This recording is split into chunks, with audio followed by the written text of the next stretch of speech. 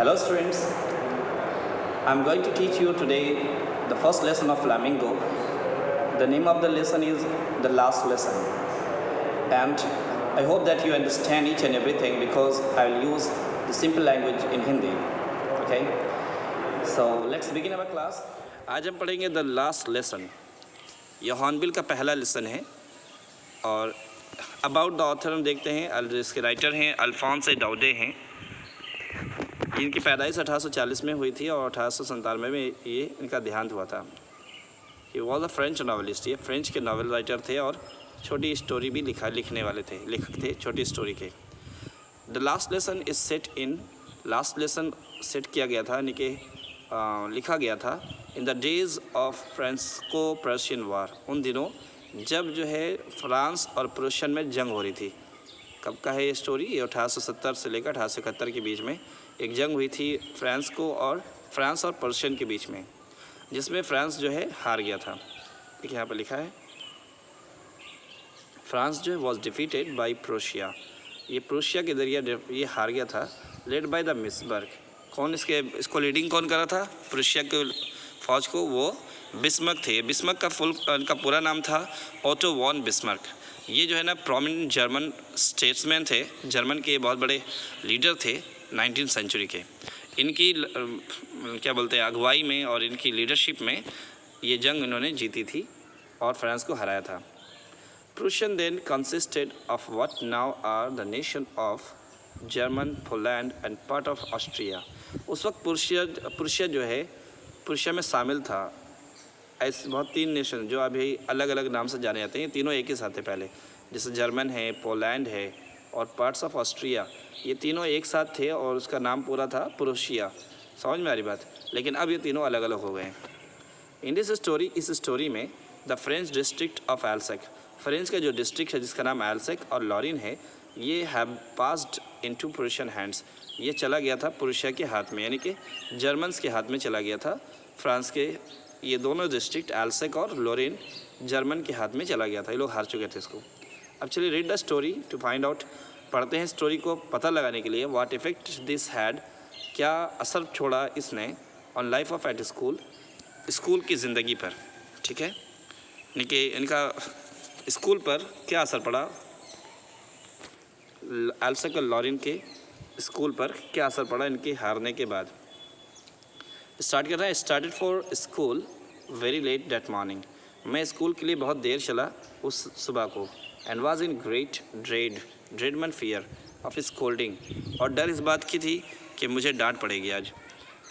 Specially because, खासकर इसलिए कि एम हैमल जो उसके टीचर थे हैड सेड, उन्होंने कहा था दैट ही वुड क्वेश्चन, कि वो पूछेंगे अस हमसे ऑन पार्टिसिपल्स के बारे में।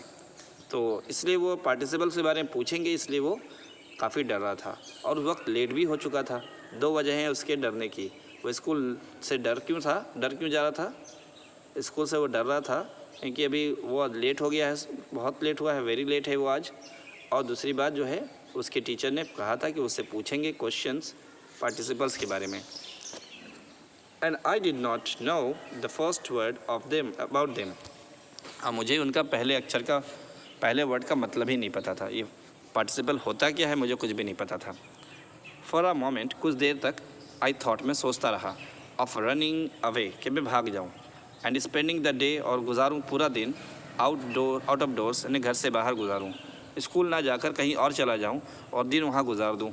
इट वॉज सो वार्म, क्योंकि बहुत गर्मी थी अंदर, सो ब्राइट, और बहुत ज़्यादा धूप बहुत तेज़ थी। The birds were chirping at the edge of the woods, और परिंदे जो है चहचहा रहे थे पेड़ों पर। यहाँ वुड्स के माना ट्रीज़ होगा, ठीक है, छोटा जंगल भी होता है, यहाँ पर ट्रीज़ के माने हैं। And in the open field, और खुले मैदान में, बैक ऑफ द सॉ मिल, यानी कि जो आरा मशीन था, आरा मशीन के पीछे जो खुला मैदान था, वहाँ पर क्या था? द प्रूशियन सोल्जर्स, यानी कि जर्मन के सोल्जर्स व ड्रिलिंग, क्या कर रहे थे? ड्रिलिंग कर रहे थे, यानी कि मार्च कर रहे थे, अपनी प्रैक्टिस कर रहे थे। It was all much more tempting, और ये बहुत ज़्यादा क्या बोलते हैं लुभाऊ था या लालच दिला रहा था, अट्रैक्टिव था, ये ज़्यादा अट्रैक्टिव था। यानी कि बाहर का मौसम, परिंदों का चहचहाना, और 100 मील के पीछे क्या था? वो ड्रिल, सोल्जर्स की ड्रिलिंग करना, ये सब बहुत ज़्यादा अट्रैक्ट कर रहा था इसको। Than the rule for participles के रूल से ज़्यादा टेम्पटिंग था, ज़्यादा अच्छा था, ठीक है। But I had the strength to resist, लेकिन मेरे पास इतनी ताकत थी कि मैं उस पर काबू पा सकता था। ये टेम्पटिंग या टेंस ये मुझे अट्रैक्ट तो कर रहे थे, लेकिन मुझे पास इतना पावर था कि मैं उस अट्रैक्शन को कैंसिल कर दिया। मैं उससे बाहर आया, मतलब उस लालच से बाहर आया कि मैं जाके दिन गुजारूँ कहाँ पर, बाहर गुजारूँ, स्कूल ना जा करके। तो मैं उस पर काबू पाया और फिर मैंने क्या डिसाइड किया, आई हरीड ऑफ टू स्कूल। मैं स्कूल के लिए फ़ौरन भाग चला कि नहीं, बाहर नहीं गुजारूँगा, स्कूल ज़रूर जाऊँगा। When I pass the town, जब मैं उस कस्बे को पार कर रहा था, टाउन हॉल, जो टाउन हॉल था वहाँ पर बड़ा सा हॉल था, उस टाउन हॉल से जब मैं गुजर रहा था, देयर वाज अ क्राउड, भीड़ भाड़ थी वहाँ पर, इन front of the bulletin board. Bulletin board मतलब जो है पहले के ज़माने में न्यूज़पेपर वगैरह जो है किसी जगह आकर चिपकाए जाते थे, ताकि वो जो न्यूज़ या नोटिस वो सारी चीज़ें एक बोर्ड पर चिपकाया जाता था, जो बहुत ज़रूरी हुआ करता था। जहाँ से पब्लिक प्लेस होता था, पब्लिक का आना जाना होता था, वहाँ पब्लिक खड़े होकर के उस न्यूज़ को जो वहाँ पर चिपकाया गया या उस नोटिस को जो वहाँ पर लगाया गया है, या जो मैसेज वहाँ पर कोई इंपॉर्टेंट मैसेज होता है वहाँ पर उसको लगा देते थे ताकि सब लोग उसको देख लेते। ये बुलेटिन बोर्ड कहलाता था। तो ये बुलेटिन बोर्ड के पास जब ये गुजरा तो वहाँ बहुत भीड़ थी। फॉर द लास्ट 2 ईयर्स, तकरीबन 2 साल से, ऑल आवर बैड न्यूज़, हमारे पास जितनी ख़राब न्यूज़ आती हैं आ रही थी, वो हैड कम फ्रॉम देयर, इसी बुलेटिन बोर्ड से ही हमें मिलता था कि जो जर्मन जीत गई है, हमारे लोग हार गए हैं, फ्रांस हार रहा है, फलां शहर हार गया। तो जितनी भी बुरी न्यूज़ आती थी ये यही बुलेटिन बोर्ड से मिलता था। क्या क्या थी, द लॉस्ट बैटल्स, कि हम जंग हार गए हैं। ड्राफ्ट, जो प्लान है उनका, कोई प्लान करते थे वो भेजते थे। द ऑर्डर्स, जो order of the commanding officer का जो ऑर्डर हुआ करता था फ्रांस के लोगों के लिए, वो सब वहाँ से मिलता था। And I thought to myself, और मैं भी खुद अपने बारे में सोचता था, मैं खुद सोचने लगा विदाउट स्टॉपिंग, बगैर ठहरे हुए। वहाँ पर जब वो गुजरा था और वहाँ भीड़ बहुत थी, तो अब मैं खुद ही सोचा, क्या बगैर रुके हुए, what can be the matter now, आज क्या बात होगी, आज के इतना भीड़ क्यों है, क्या कोई ख़ास बात है क्या। लेकिन वो रुका नहीं, ये सोच करके आगे बढ़ा, क्योंकि ऐसे स्कूल जाना था। आई बात समझ में। अब आगे देखते हैं। तभी as I hurried by as fast as I could go, और जब मैं वहाँ से गुजर ही रहा था इतना तेज़ जितना कि मैं दौड़ सकता नहीं, बहुत तेज़ में भाग रहा था, द ब्लैक स्मिथ, जो लोहार था जिसका नाम वॉचर था, हु वॉज देयर, जो वहाँ पर खड़ा भी था बुलेटिन बोर्ड के पास, विथ हिज अप्रेंटिस, अपने चेले के साथ, रीडिंग द बुलेटिन, वो न्यूज़पेपर पढ़ रहा था, कॉल्ड आफ्टर मी, मैं भाग रहा था, मेरे पीछे से मुझे उसने आवाज़ दी, डोंट गो सो फास्ट, इतना तेज़ मत भागो, बब बॉय, लड़के इतना तेज़ मत भागो, you will get to your school, तुम अपने स्कूल पहुंच जाओगे, इन प्लेंटी ऑफ टाइम, बहुत समय है, इतना भागने की ज़रूरत नहीं है। आई थॉट, मुझे लगा, he was making fun of me, ये मेरा मजाक बना रहा है। And reached M Hamel's little garden, मैं पहुंच गया लिटिल गार्डन, छोटे से बाग में, जो एम हैमल की थी, टीचर्स की थी। ऑल आउट ऑफ ब्रेथ, हाँफते हुए। यूजुअली व्हेन स्कूल बिगेन, जब आमतौर पर जब स्कूल शुरू होता था, देयर वाज अ ग्रेट बसल, बहुत शोर शराबा होता था, विच कुड बी हर्ड, जिसको सुना जा सकता था, आउट इन द स्ट्रीट, सड़क से ही, दूर सड़क से ही सुना जा सकता था कि पढ़ाई हो रही है, स्टार्ट हो चुकी है class. The opening and closing of desk का खोलना बंद करना, इसकी आवाज़। लेसन्स रिपीटेड इन यूनिजन, जो लेसन्स रिपीट कर दोहराए जा रहे थे ग्रुप में, यूनिजन मतलब एक साथ जो बच्चे पढ़ते थे, तो वो लेसन्स भी हमको रोड स्ट्रीट पर सुनाई दे जाता था। वेरी लाउड, बहुत तेज़ पढ़ते थे। With our hands over our ears, हम अपने हाथों को अपने कानों पर रख लिया करते थे, टू अंडरस्टैंड बेटर, ताकि पूरी बात साफ साफ समझ पाएँ। ठीक है, आप कान पे हाथ लगाएंगे ना, तो आपको जो आवाज़ है ना, थोड़ी ज़्यादा मज़ा समझ, जो धीमी आवाज़ होती है आपने सुना होगा और देखा भी होगा, बहुत से बूढ़े जो सुन नहीं पाते तो अपना हाथ कान की तरफ ले जाते और सुनने की कोशिश करते हैं। इससे क्या होता है, उनको सुनने में आसानी होती है। तो वो लोग जो है वो लोग क्या करते थे, वो भी पढ़ाई के दौरान अपने हाथों को अपने कान पर रख लेते थे ताकि वो अच्छे से समझ पाएँ। And the teacher's great ruler, और टीचर का जो बड़ा छड़ी था, rapping on the table, table पर बीट करते थे वो, कभी कभी टेबल पर ठोकते थे। But now it was all so still, लेकिन आज तो बिल्कुल खामोशी थी। आई हैड काउंटेड ऑन, मैं इसका आदी हो चुका था। मुझे मतलब काउंटेड ऑन के माने बोल सकते हैं इसको कि काउंटेड ऑन मतलब मैं इसका आदी हो चुका था, ठीक है। मैं इसका बहाना जैसे कि काउंटेड ऑन के माने ना डिपेंड ऑन बोल सकते हैं ना, आदी होना, डिपेंड होना मत, डिपेंड होना मतलब डिपेंड करना कि I had counted on the commotion. इस शोर शराबे का मैं शोर शराबे को बहाना के तौर पर इस्तेमाल करता था, और इसी शोर शराबे में मैं अपने को क्या करता था, to get to my desk without being seen, और मैं अपने डेस्क तक पहुंच जाता था बगैर बताए हुए, चुप से चला जाता था। यानी भीड़ भाड़ में, शोर शराबे में चुप से मैं इसकी आड़ लेकर मैं चला जाता था क्लास के अंदर, क्योंकि हमेशा ये लेट आता था। समझ में आ रही बात? तो इसलिए वो चुप से जाने के लिए वो उसका काउंटेड और नहीं डिपेंड हुआ करता किस पर, शोर शराबे पर। शोर शराबा होता था, उसी की आड़ लेकर ये क्लास में दाखिल हो जाता था। बट ऑफ कोर्स, लेकिन आज तो बिल्कुल that day everything had to be as quiet as Sunday morning. लेकिन यकीनन आज उस दिन तो ऐसा लग रहा था कि जैसे कि आज संडे की सुबह है। बहुत खामोशी थी। थ्रू द विंडो, खिड़की से मैं जब देखा, क्योंकि अभी क्लास से बाहर है ये, ऐसा ही होता है ना, हम लोग जब आमतौर पर ऐसा करते तो बाहर होते तो देखते हैं। आई सॉ माई क्लासमेट्स, मैंने देखा कि मेरे क्लासमेट्स मौजूद हैं, ऑलरेडी इन देयर प्लेसेस, अपने अपने जगहों पर मौजूद हैं। एंड मिस्टर एम हैमल जो हैं walking up and down. M Hamel क्या कर रहे हैं, आगे इधर से उधर मूव कर रहे हैं with his terrible iron ruler. उनके पास एक जो आयरन रूलर था, जो छड़ी थी बोल सकते हैं, उसको छड़ी भी बोल सकते हैं, या उसको फीट बोलते हैं आप लोग, और उसको स्केल भी बोल सकते हैं। तो जो उनके पास छड़ी थी या लोहे का जो रूलर था, वो अंडर हिज आर्म्स, उनके बगल में दबा हुआ था, यानी दबाए हुए घूम रहे थे इधर उधर। I had to open the door, मुझे दरवाज़ा खोलना था, and go in before everybody, और सबके सामने मुझे अब दाखिल होना पड़ता। तो अब तो क्या हुआ, फिर ये जाकर खोला और ये अंदर गया सबके सामने। मतलब अब कोई आड़ नहीं थी, वो बहाना नहीं था कि शोर शराबे में वो चुप से निकल जाता, पता नहीं चलता। लेकिन आज बुरा सन्नाटा था, इसलिए इसकी पोल खुल गई। आज ये सबसे लेट पहुंचा और फिर सबके सामने से गया। यू कैन इमेजिन, आप तो समझ सकते हैं, हाउ आई ब्लस्ड, कितना शर्म आ रहा था मुझे, and how frightened I was, और मैं कितना डरा हुआ था। शर्म क्यों, कि सबके सामने से जाना था, इसलिए शर्म आ रही थी कि आज मैं सबसे लेट हूँ। तो होता है, फीलिंग होती है। बट नथिंग हैपेंड, लेकिन कुछ भी नहीं हुआ। जैसे ही अंदर गया कुछ भी नहीं हुआ। M Hamel saw me, mister M Hamel ने मुझे देखा भी, एंड सेड वेरी काइंडली, और बहुत नरमी से कहा, go to your place quickly, जाओ अपनी जगह जल्दी से बैठ जाओ। लिटिल फ्रेंच, इसके राइटर का नाम क्या था, लिटिल फ्रेंच, फ्रेंच नाम था, तो छोटे फ्रेंच जल्दी से अपनी जगह बैठ जाओ। टीचर ने कहा, we were beginning without you, हम तो तुम्हारे बगैर ही शुरू करने वाले थे। Okay, I jumped over the bench, मैं बेंच पर जल्दी से गया, and sat down at my desk, अपने डेस्क पर जा बैठा। नॉट टिल देन, उस वक्त तक when I had got a little over my fright, उस वक्त तक मैं जो है अपने डर पर काबू पा चुका था।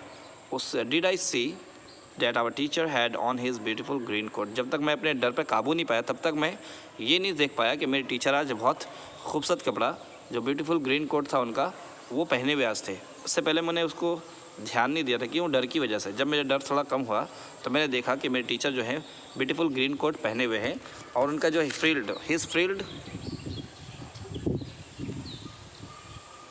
शर्ट, उनका जो है झालरदार, फ्रिल्ड बना हो तो झालर समझते ना, बेल बूटे वाले, झालरदार शर्ट जो है, and the little black silk cap, और जो टोपी पहने थे वो छोटी सी काली छोटी सी रेशम का बना हुआ टोपी था, ऑल एम्ब्रॉयडर, उस पर जो है एम्ब्रॉयडर का काम किया गया था, उस पर नक्शनिगारी की गई थी, ठीक है। एंड ही नेवर वोर एक्सेप्ट ऑन इंस्पेक्शन, और ये कपड़े वो कभी नहीं पहनते थे, खासकर जब वो उस वक्त पहनते थे जब इंस्पेक्शन पर, एग्ज़ामिनेशन पर, किसी जांच पर जाते, या प्राइज़ डे कोई इंपॉर्टेंट दिन होता, प्राइज़ डे डिस्ट्रीब्यूशन का दिन होता, तभी वो सब ये कपड़ा पहनते थे, हर दिन नहीं पहनते थे इसको। तो ये स्पेशल क्लॉथ था, और ये कोई ख़ास ही दिन पहना करते थे। बसाइड्स, इसके अलावा the whole school seemed so strange, पूरा स्कूल अजीब सा लग रहा था, एंड सॉलेम, और बहुत सीरियस लग रहा था। समझ में आ रही बात? But the thing that surprised me, लेकिन जो चीज़ मुझे ज़्यादा हैरान कर दी वो था, मोस्ट वॉज टू सी ये देख करके, क्या देखकर हैरान हुआ मैं? ऑन द बैंक बेंच, के पीछे बेंच पर, दैट वर ऑलवेज एम्प्टी, जो हमेशा खाली रहा करता था, बेंच हमेशा खाली रहता था। The village people sitting quietly like ourselves, जो गांव के लोग थे वो भी बैठे थे पीछे सीट पर, खामोशी से हमारे जैसे ही बैठे थे। ओल्ड हाउज़र थे, ये हाउज़र नाम है एक आदमी का, सरनेम हो सकता है। बूढ़े हाउज़र भी थे, विथ हिज 3 कॉर्नर्ड हैट, तीन कोने वाली टोपी पहने हुए थे। द फॉर्मर मेयर, और फॉर्मर पहले के मेयर साहब भी थे, फॉर्मर पोस्ट मास्टर भी थे, और सेवरल अदर, और दूसरे कुछ और लोग भी थे उनके बगल में ही बैठे थे। Everybody I said, everybody look sad, sorry, ठीक है, हर कोई उदास दिख रहा था। And Hauser had brought an old primer, और जो हाउज़र थे वो लाए थे घर से एक पुरानी प्राइमर, जो कायदे वाली किताब, कायदे की किताब समझते ना, कायदे की किताब, या जो ABCD वाली किताब होती है उसको प्राइमर बोलते हैं। तो प्राइमर की किताब वो लेकर आए थे अपने साथ। थम्ड एट द एजेस, जिसके किनारे मुड़े हुए थे, किताब के किनारे मुड़े हुए थे। And held it open on his knees, और उसको खोलकर अपने घुटने पर रखे थे। With his great spectacles lying across the pages, और अपना जो है बड़ा जो मोटा चश्मा था वो पेज पर रखा था उन्होंने, ठीक। While I was wondering about it all, जब मैं इस बारे में सोच रहा था तभी M Hamel mounted, M Hamel चढ़ गए, कहाँ पर? अपने चेयर पर चढ़े। And in the same grave and gentle tone, और उसी संजीदगी और नरमी अंदाज से क्या कहा, which he had used to me, जो जैसा वो मुझसे बात करते थे। तो उन्होंने मुझसे कहा, नरमी से कहा, माई चिल्ड्रेन, मेरे बच्चों, this is the last lesson, आज का जो लेसन है वो आखिरी लेसन होगा। आई शैल गिव यू, आज जो मैं लेसन दूंगा वो आखिरी लेसन होगा, ठीक है। The order has come from Berlin, कि बर्लिन से ऑर्डर आ चुका है to teach only German, Berlin से हुक्म आ चुका है कि तुम्हें सिर्फ जर्मन पढ़ाया जाए। कहाँ पर? स्कूल ऑफ एल्सेक और लॉरिन में, यानी कि एल्सेक और लॉरिन, चूँकि ये जर्मन का पार्ट हो चुका है तो इसलिए जो है यहाँ पर सिर्फ जर्मन पढ़ाया जाएगा, फ्रेंच नहीं पढ़ाई जाएगी। The new master comes tomorrow, आपके नए टीचर जो हैं वो कल आ जाएंगे। This is your last French lesson, आज जो फ्रेंच लैंग्वेज का आखिरी लेसन है। I want you to be very attentive, मैं चाहता हूँ कि आप सब बहुत तवज्जो से सुने, ठीक है। व्हाट अ थंडर क्लैप, कितना ज़ोरदार। थंडर क्लैप मैंने होता है एक कड़खड़ाहट, ऐसा कि मानो बिजली गिर गई मुझ पर। These words were to me, ऐसा मानो कि ये सारे वर्ड मुझ पर बिजली की तरह आवाज़ करने लगे, मतलब ज़ोरदार एकदम। सुन करके मैं बहुत हक्का बक्का हुआ, हैरान हुआ, और मुझ पर बिजली जैसा असर हुआ, जैसा जो होता है बहुत तेज़ आवाज़ होना, जिस आदमी डर जाता है, तो ये मुझे थंडर क्लैप लगा। ओह द रिचेज़, और ये बदकिस्मती, हाय मेरी बदकिस्मती। That was what they had put up at the town hall, अच्छा तो यही सब वो जो है उन्होंने टाउन हॉल पर लिखा था, वो बुलेटिन बोर्ड पर शायद इसी का ही मैसेज लिखा था, लोग यही पढ़ रहे थे। माई लास्ट फ्रेंच लेसन, मेरा आखिरी फ्रेंच का लेसन। वाई, क्यों? I hardly knew how to write, मुझे तो अभी सही से लिखना भी नहीं आता। I should never learn any more, और मैं कुछ सीख भी नहीं पाऊँगा आगे। आई मस्ट स्टॉप देयर, बस यहीं पर ठहर जाऊँगा मैं। दिन तब, oh how sorry I was for not learning my lessons, अरे कितना दुख हो रहा है मुझे कि मैं अपने सबक को याद नहीं करता था। समझ में आ रही बात? फॉर सीकिंग बर्ड सेक्स, क्यों नहीं याद करता था, क्यों नहीं सीखता था? क्योंकि मैं तलाश में निकल जाता। सीकिंग मैंने सर्चिंग में, परिंदों के, चिड़िया के अंडों को देखने, तलाश करने चला जाता था। गो स्लाइडिंग ऑन द सार, और सार नदी में फिसलने के लिए, नहाने के लिए चला जाता था। और मेरी किताबें, my books that had seemed such a nuisance, मेरी किताबें जो मुझे बहुत बकवास नज़र आती थी,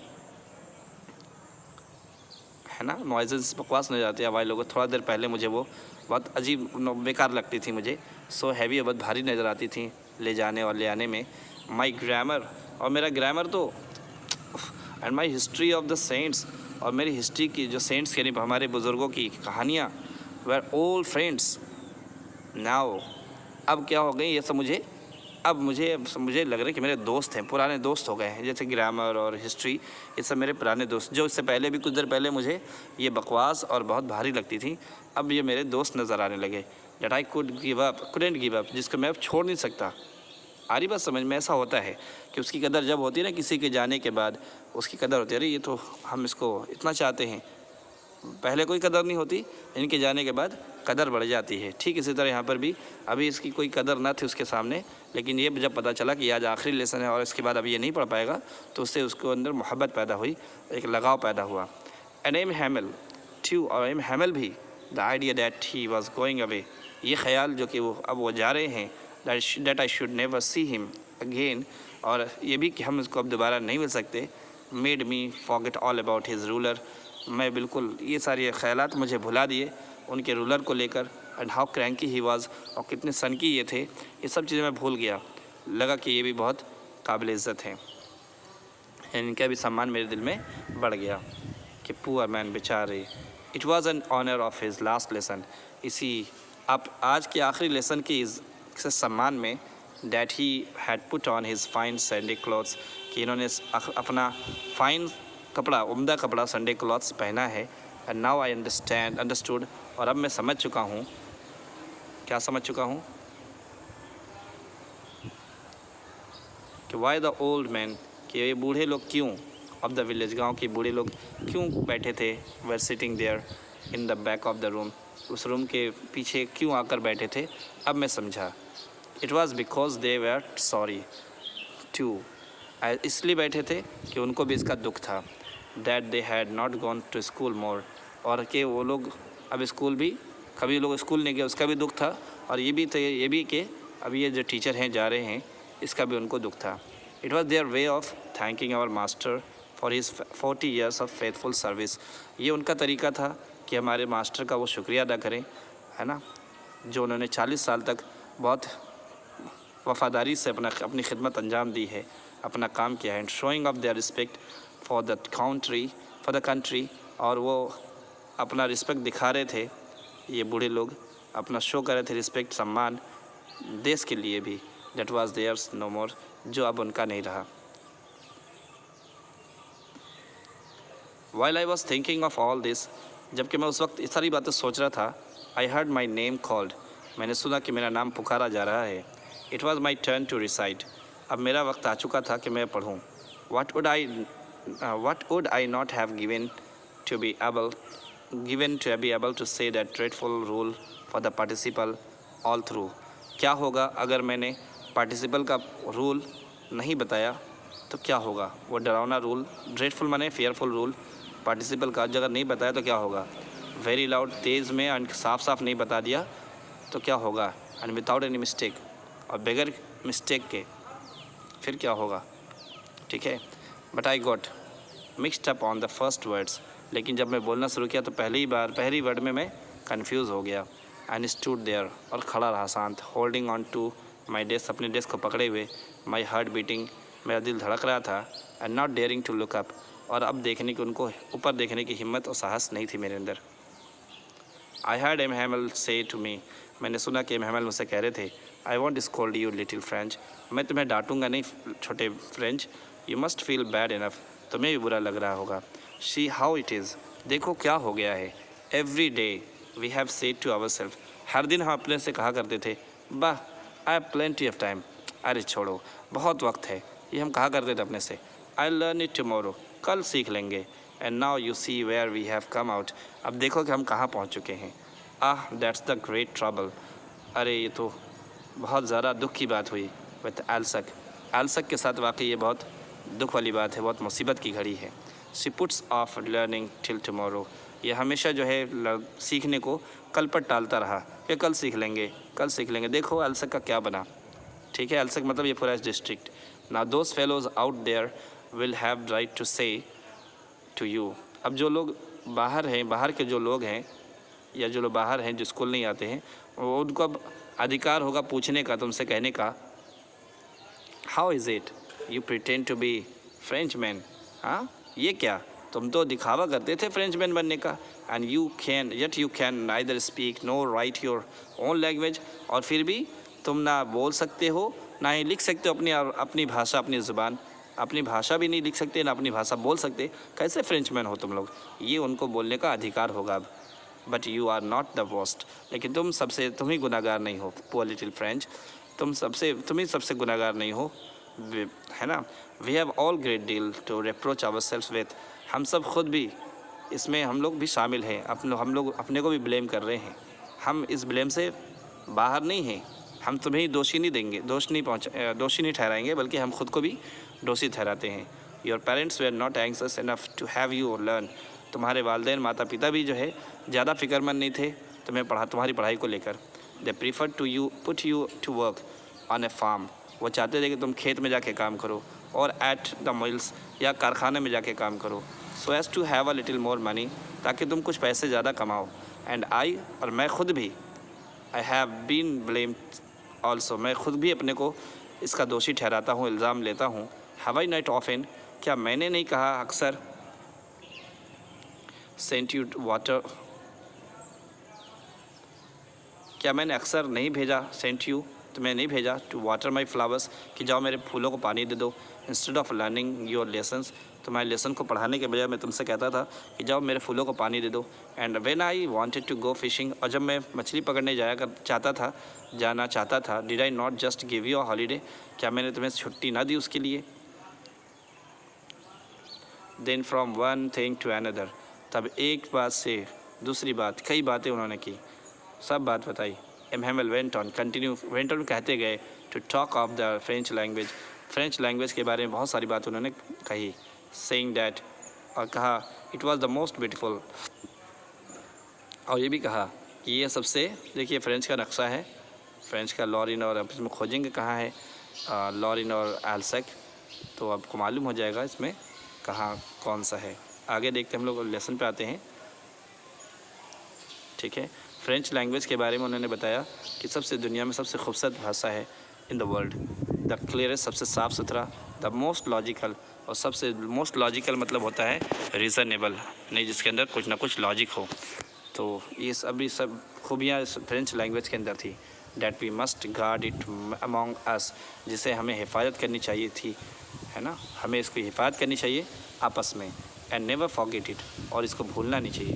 because when people are enslaved, क्योंकि जब कोई गुलाम बन जाता है, as long as they had hold fast, जब तक वो पकड़े होते हैं टू देयर लैंग्वेज, अपनी भाषा को, it is as if they had the key to their prison, ऐसा ही है जैसा कि वो भाषा उनके पास एक चाबी है उनकी आज़ादी का। समझ में आ रही बात? उनकी आज़ादी का वो भाषा उनके लिए चाबी है। तो भाषा अगर नहीं है तो हम गुलाम हो जाएंगे, भाषा को हम पकड़े रहेंगे, सेव करेंगे तो हम गुलामी से बचेंगे। मेरे पास गुलामी की जंजीरों को तोड़ने का एक चाबी होगा। Then he opened a grammar, तब उन्होंने ग्रामर की बुक खोली, and read us our lesson, और हमारे लेसन को पढ़ा।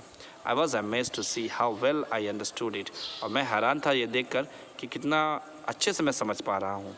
All he said seemed so easy, ऐसा लग रहा था कि जितनी बात वो कह रहे बहुत ही आसान है। आई थिंक टू, ये भी मैंने भी सोचा, that I had never listened so carefully, कि शायद मैंने ही जो है तवज्जो से ना सुनी, ध्यान से ना सुना उनकी बात को पहले, इसलिए जो है समझ में नहीं आता था। अब ध्यान से सुन रहा हूँ तो आज समझ में आ रहा है। इसलिए जब भी हम क्लास किया करें और टीचर जब क्लास में बता रहे हों तो हम ध्यान और तवज्जो से सुनेंगे ना, तो उनकी बात पूरी बात समझ में आएगी। आप ना समझ नहीं पा रहे, इसकी वजह है कि आप जो है क्लास में प्रेजेंट नहीं हैं, आप अटेंशन नहीं दे रहे हैं। जब आप ध्यान से सुनेंगे टीचर की बात को तो उम्मीद है कि आप पूरी बात आप समझ जाएंगे। तो ये एक लेसन हुआ आपके लिए भी है, हमारे लिए भी है, कि जब हम पढ़ें या पढ़ाएं तो हम बहुत ध्यान और तवज्जो से क्लास में मौजूद हों, घर को ना चले जाएं। ठीक है, बहुत सारे बच्चे क्लास में होते हैं और वो घर को चले जाते हैं, मछली पकड़ने चले जाते हैं, क्लास में बैठे बैठे मछली पकड़ रहे हैं, क्रिकेट के ग्राउंड में होते हैं। तो ऐसा नहीं होना चाहिए, बल्कि अपने क्लास में मौजूद होना चाहिए और जो टीचर कह रहे हैं उनको ध्यान से सुनना चाहिए ताकि उनकी बातों को समझ पाएँ। आज ये लिटिल फ्रेंड्स को सारी बात समझ में क्यों आ रही है? वो इतना ध्यान से सुन रहा है। And that he had never explained everything with so much patience, और इन्होंने भी इतने सब्र के साथ और धीरज के साथ कभी नहीं समझाया था। ये भी एक मिस्टेक है। टीचर भी अगर अच्छे से ना पढ़ाए तो बच्चों को समझ में ना आए, और टीचर अच्छे से पढ़ाए और बच्चे ध्यान ना दें तो बच्चों को समझ में ना आए। तो दोनों चीज़ ज़रूरी है। It seemed almost as if the poor man wanted to give us all he knew before going away. ऐसा लग रहा था कि वो बेचारे हमारे टीचर दे देना चाहते सारी चीज़ें जो वो जानते थे, एक ही आज ही दे गए। बिफोर गोइंग अवे, आज जाने से पहले सब कुछ देना चाह रहे थे।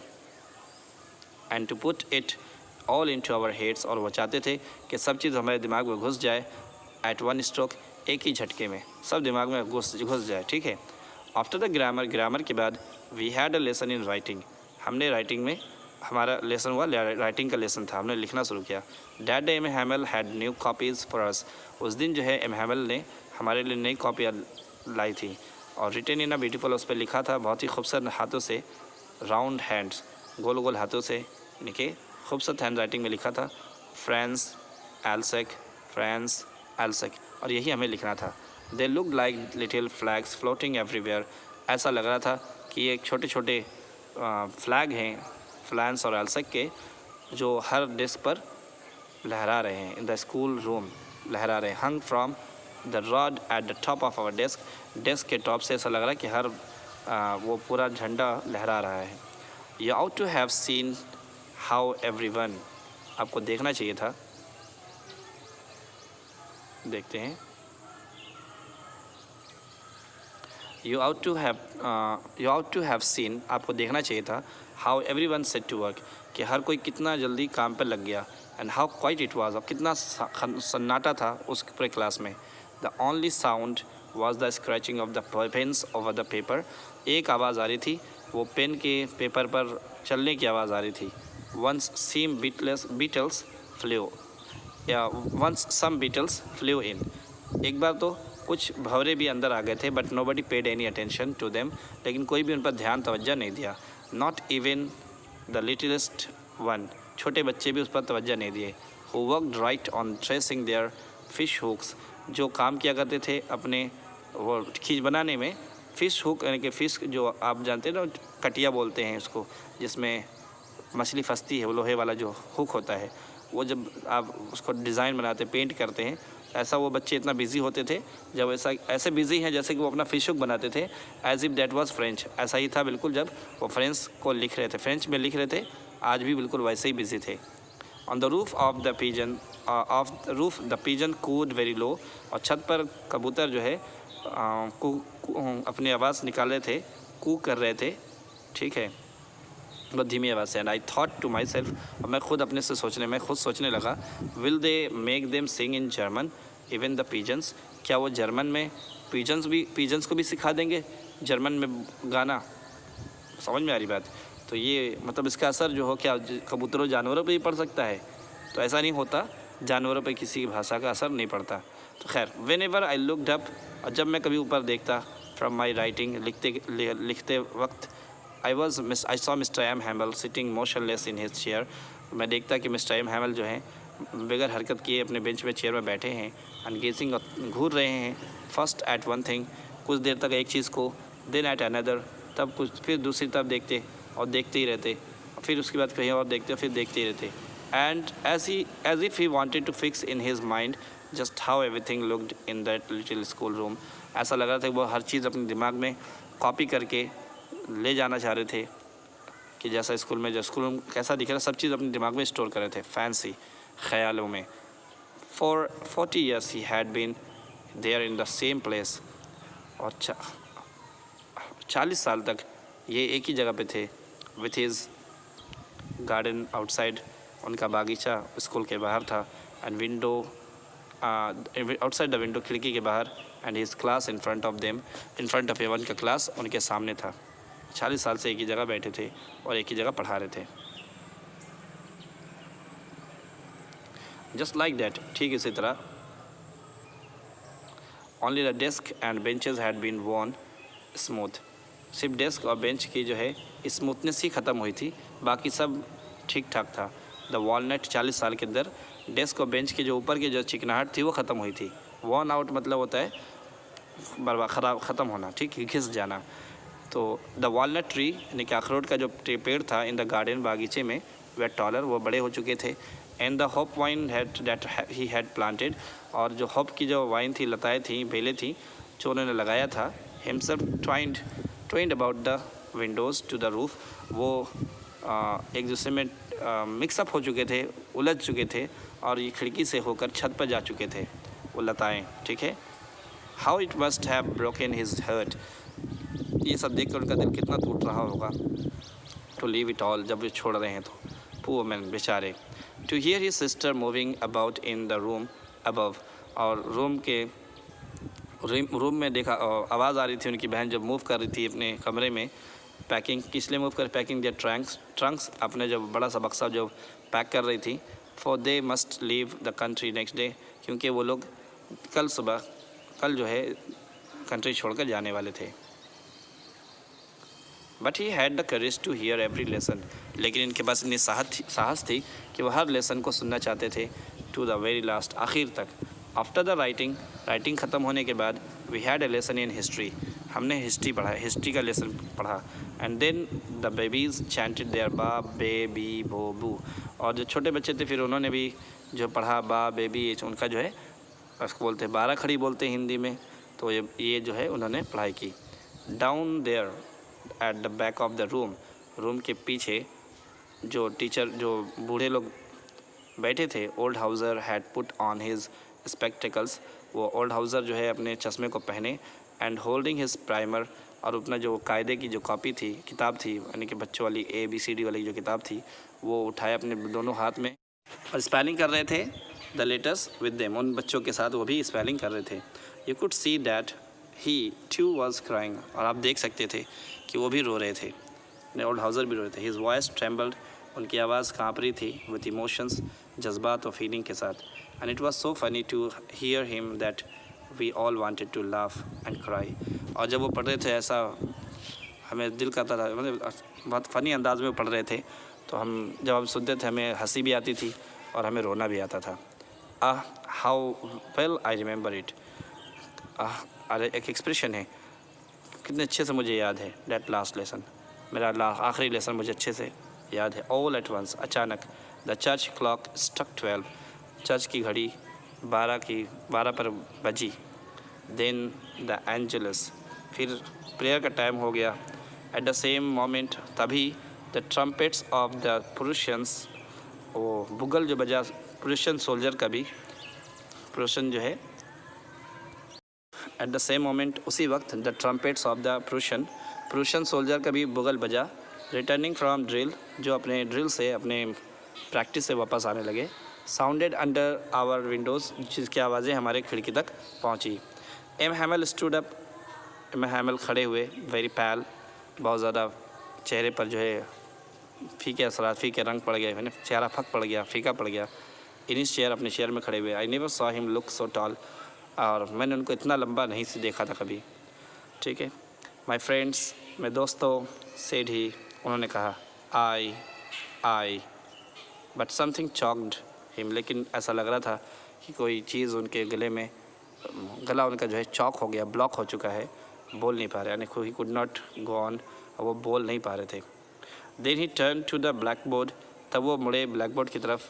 टुक अ पीस ऑफ चॉक, एक टुकड़ा चॉक का लिया।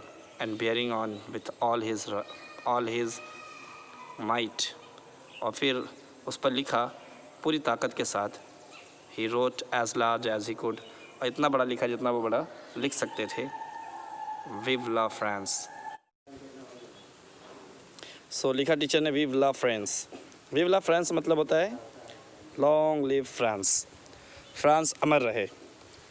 Then he stopped and leaned his head, फिर वो ठहर गए और अपने सर को दीवार से टेक लगा दिया। अगेंस्ट द वॉल, दीवार की तरफ अपना सर रखा। एंड विदाउट अ वर्ड, और बगैर कुछ कहे, he made a gesture to us with his hand, उन्होंने बगैर कुछ कहे अपने हाथ से इशारा किया, हमें एक साइन दिया। क्या कहा?